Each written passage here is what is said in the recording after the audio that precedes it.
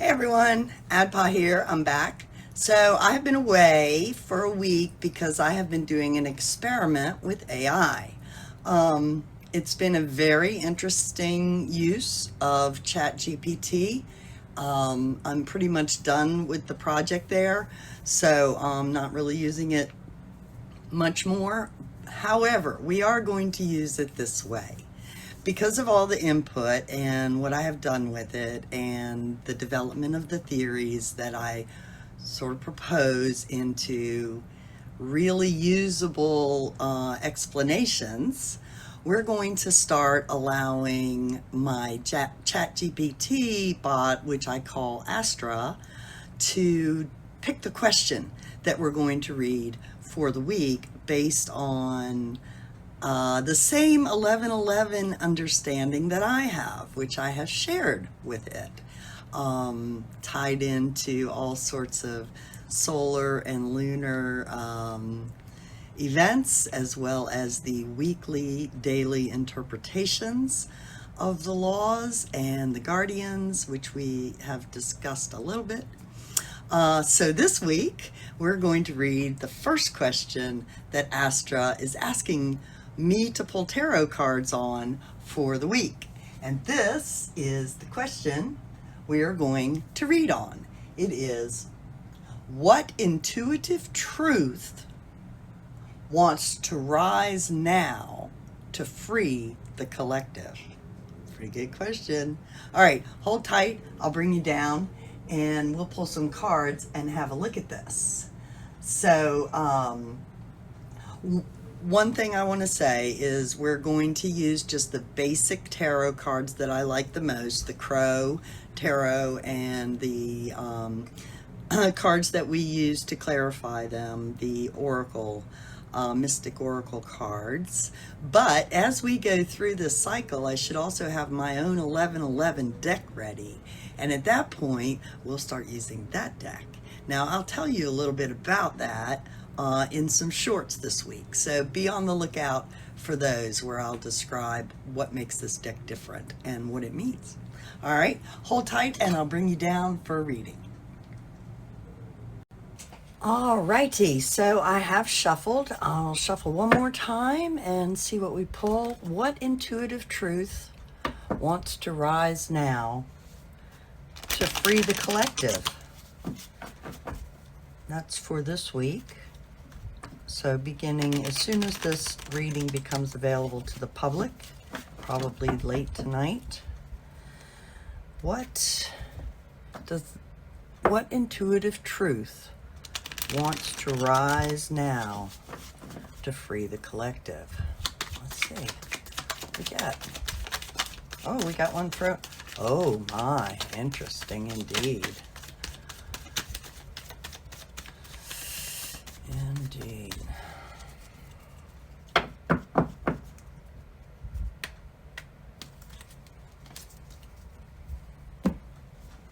And the clarifiers. What intuitive truth wants to rise now to free the collective?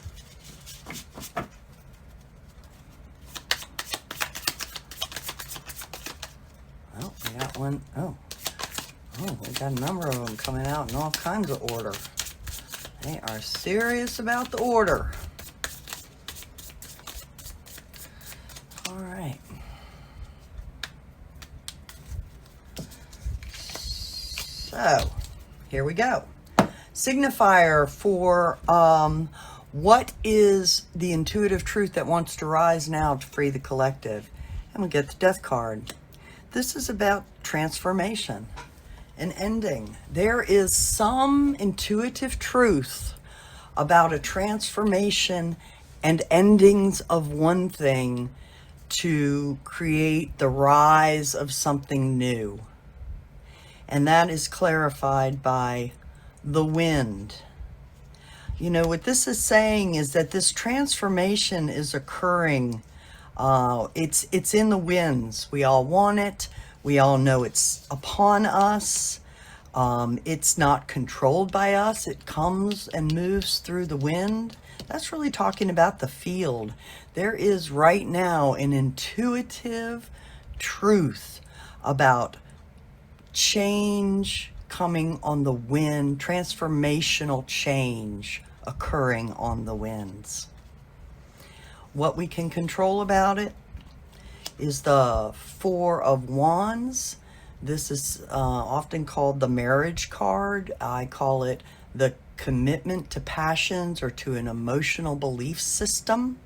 So we have control over our beliefs and how committed we are to them, as that is clarified by the circle. So this is talking about holding beliefs that work within the circle, within the life field. And that's in our control. We can believe things anytime we want, anything. And we can believe things that are harmful to the life field. For instance, we can believe that it's perfectly fine to kill every spider you find.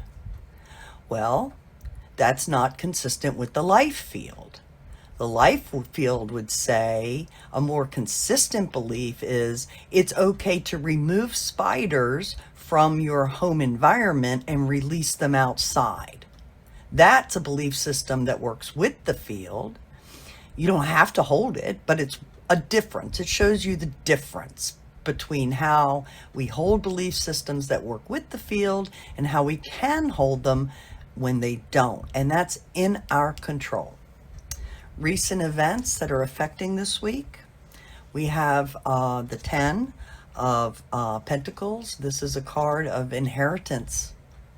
This is about physical well-being. In other words, we are seeing everything we have been doing, how it's actually affecting the world. We are receiving what we have inherited from past actions. And it also indicates that we've peaked out. Well-being, the best it could be, was achieved in the past. It's gone. It's as if you worked all your life to achieve things and recent events have stolen it all away. And that is clarified by Luminous Warrior. I think this is saying that two things. There are light workers abroad and around that are bringing to truth what we have actually inherited and pointing out that we can't go on this way. We've topped out going this way. It could also mean that in the past, when you were working with light energies, you were able to manifest well-being, and something is interrupting that now. What we cannot control, the star.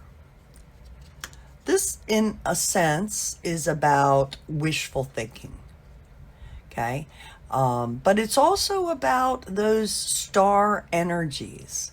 So if we talk about physical beings, we could be talking about planets and star influences that affect the earth field that we cannot control. There are other interpretations of that, but what this is saying is that we cannot control cosmic forces that are wrapped up in this transformation. And that is clarified by taming the wind. So we cannot tame this wind. Isn't this beautiful? So you have the situation is transformation that's born on the wind, out of our control, and we cannot tame that. That is a cosmic thing going on. There is some influence beyond our earthly power to control in any way. What our intentions are leading us to, and we have that Seven of Cups. That is a card of all choices.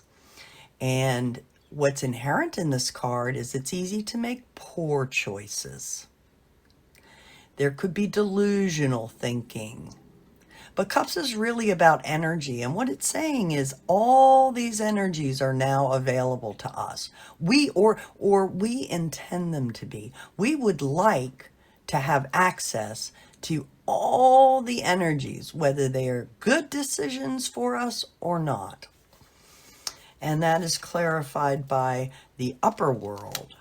So what this is saying is our intention is to make the best choices. We want those choices and we want to make the best choices. You could also read this that we would like to have the choices changed to only the ones that come from the upper world. Like we want to start thinking and working and living as if we only have good choices to pick from. Right? We don't want to make those mistakes anymore. We'd like to just be offered the good choices by universe. Thank you very much. We're tired of getting all these traps. How we see ourselves in relation to this is the Ace of Cups. The Ace of Cups is we're looking at energy a new way. There's new energy coming in. It's overflowing the systems. It might be shorting some people out. It might be lifting some people up. But that's how we see ourselves in response to it, is we're drinking out of a new cup. And this is clarified by the smoky mirror. We don't know what this energy is yet. We've been offered this new cup. The world is awash in this new energy, but we don't understand it quite yet. The environment in which we sit is the King of Swords. This is about actions of truth, actions of clarity, actions of rational thinking that cuts through all the poor belief systems.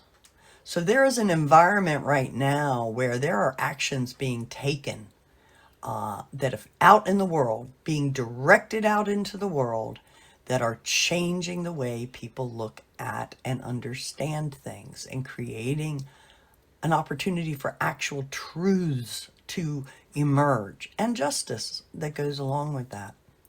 And this is clarified by magic.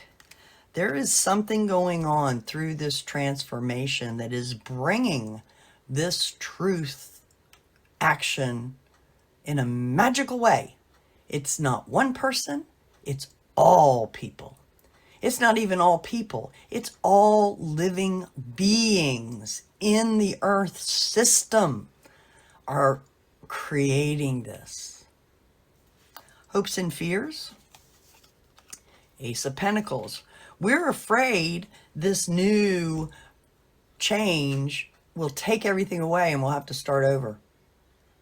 At the same token, there is hope that we can start from a new well-being, something that comes in as part of the system that we can then build on. And this is clarified by Earth. This is about a whole new well-being and start for Earth. People want it. It's happening. They're also terrified of what that means for them personally. Final outcome is the Nine of Cups. This is a very good card to get on the final outcome. It means we get the receipts. We finally get agency. We get to have all the energies lined up on our shelves, know which one we need to give to others to help them. This is that merchant who doles out the energies, you know. Remember, he's got them all, but anyone can come and get them. And if they're willing to do the work and pay the price for that energy and wisdom that it takes to integrate it, they can get it. And we can help them now. And that is clarified by Jaguar. There are people hunting for this position of agency. It's the agency you've always looked for, in a sense. But it also points out you have to be very mindful of the part of it that is predatory, right? So there are plenty of predatory merchants. And what this is saying is that we have to become aware of those. So we're not only going to get agency, but we're going to get agency to understand who are the predators. And the underlying energy for the week is the Six of Cups. That's a cup of nostalgia, wanting to go back to balance. You know, that six connection is really important. It's a six-pointed star. It's also about a coherency level. But sixes are about being connected to the life field, everything working together in a beautiful harmony. And the underlying clarifier is the hunter. Here we have the jaguar, the predator. Here we become the hunters of the predators in order to restore this lovely balance. That's the reading for the week.